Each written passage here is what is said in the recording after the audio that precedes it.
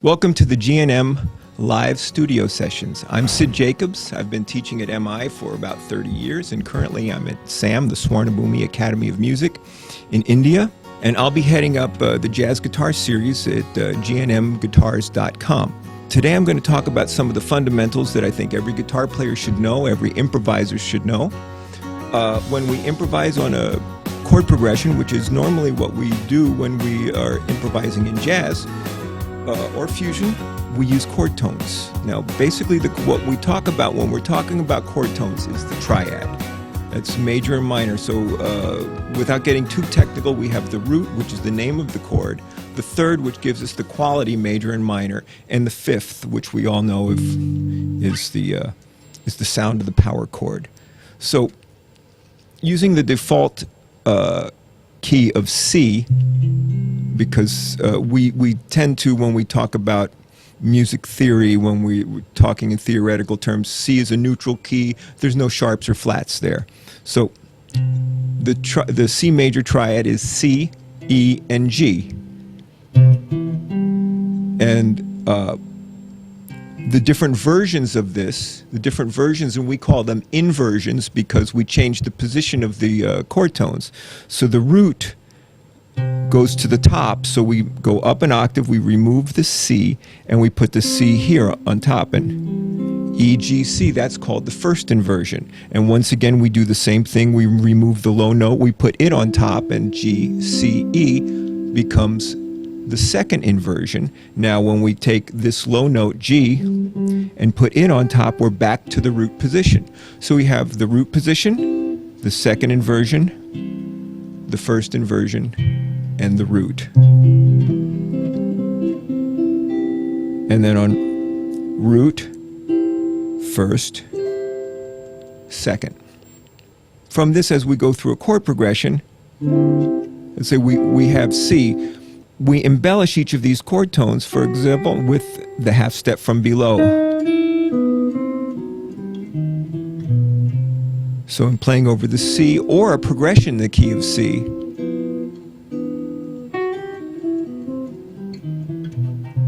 So if you know your C, and you know your C here, let's find it with our second finger. And you say, why the second finger? Because we need our first finger to play the chromatic note from below.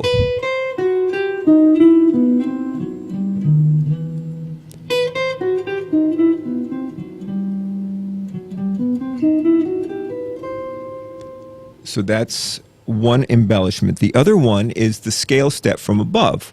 Now this is why we know our scales, not to play the scales, because if you play your scales in a solo, it's like playing the alphabet or saying the alphabet and hoping that you're communicating. The purpose of knowing your scales is to color the chord tone. There's a certain grammar that we use in the alphabet in language, and in the musical language, we use the scale to embellish or color the chord tone. So in this case, the scale step above C is D. That's the sound of the D moving to C. The A moving to G, that's the fifth. The F moving to E.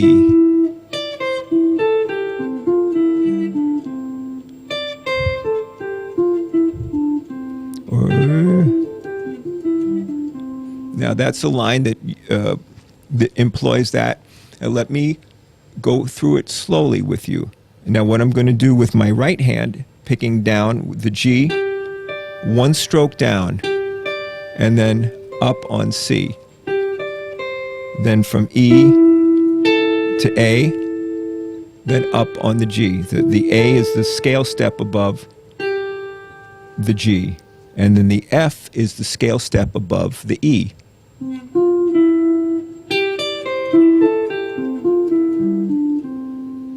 Now if I go scale step above and half step below,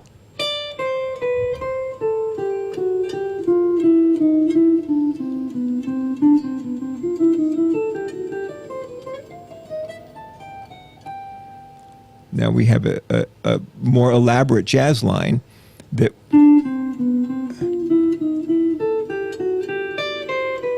uses every note of the scale. So if someone were to say, well, if it uses every note of the scale, but you're playing around the chord tone, is it a scale or an arpeggio? And the answer to that is yes. We hear this all the time. Sounds like Mozart or Joe Pass. Same vocabulary at work. Now, if you can mix it, you go chromatic below a note, scale step above. Now, if you were going to play over a 2-5-1, for example, D minor to G seventh to C, that's a 2-5-1. It's built off the second, the chord off the second degree of the scale is a minor seventh. So in the key of C, the 2 chord would be a D minor seventh. Off the 5 chord, C, D, E, F, G, G seventh would be the 5. The 1 is, of course, the name of the scale. So that's the meaning of, in a nutshell, when people talk about 2-5-1. This is...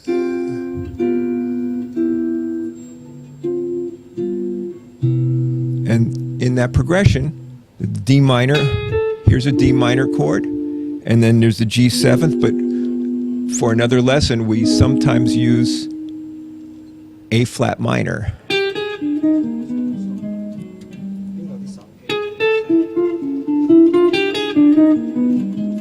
And that's a half step before each one.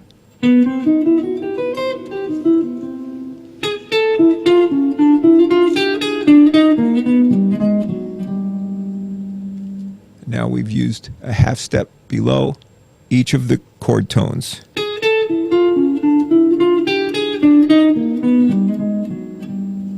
I'll play it again very slow so you can follow. This is the D minor. There's the A flat minor for the G seventh altered. And then here's the C major chord.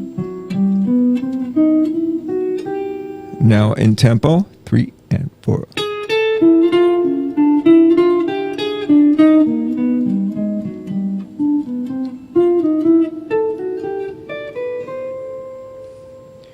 Well, I hope you enjoyed this short little video lesson. If you'd like to know more about this series, please visit gnmguitars.com and look for the educational system, and I look forward to seeing you there.